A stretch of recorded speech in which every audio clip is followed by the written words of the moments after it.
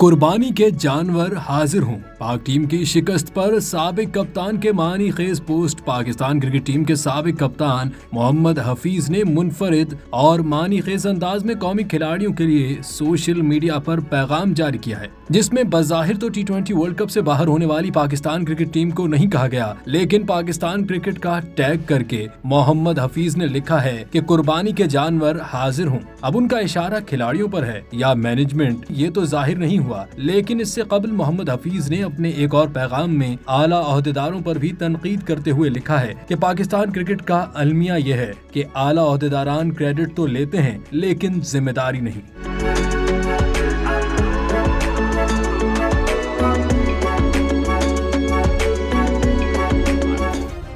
Subscribe करें और bell दबाएं ताकि कोई खबर रह न जाए।